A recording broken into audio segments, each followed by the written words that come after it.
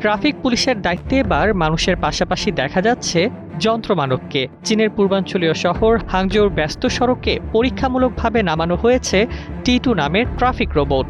তবে নাম শুনে ভয় পাওয়ার কারণ নেই। এই রোবট কাউকে গ্রেপ্তার করতে পারে না। এর মূল কাজ ট্রাফিক আইন ভাঙা শনাক্ত করা, মানুষকে সতর্ক করা এবং পথচারীদের সহায়তা দেওয়া। প্রায় 1.88 মিটার উচ্চতার ও 98 কেজি ওজনের T2 চাকার সাহায্যে চলাচল করে। হেলমেট ছাড়া মোটরসাইকেল বা ই-বাইক চালানো, অতিরিক্ত যাত্রী বহন, স্টপ লাইন অতিক্রম কিংবা ট্রাফিক সিগন্যাল অমান্যের মতো ঘটনা শনাক্ত করতে পারে এটি। উন্নত ক্যামেরা, রাডার ও অনবোর্ড কম্পিউটিং প্রযুক্তির মাধ্যমে তৈরি হয়েছে এই রোবটটি। রোবটটির নির্মাতা চীনের প্রযুক্তি প্রতিষ্ঠান সাবকন ইনফরমেশন।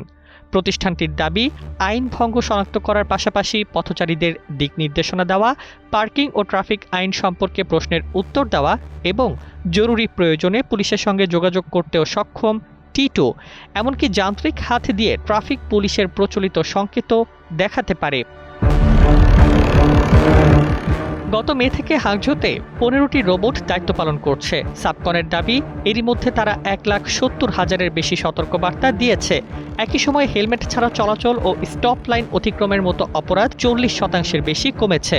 তবে এসব পরিসংখ্যান নিয়ে স্থানীয় ট্রাফিক পুলিশের পক্ষ থেকে আনুষ্ঠানিক মন্তব্য পাওয়া যায়নি। এভাবেই কোটি কোটি মানুষের ঘরে দেশ জুড়ে ফ্রিজ একটাই, ওয়ালটন।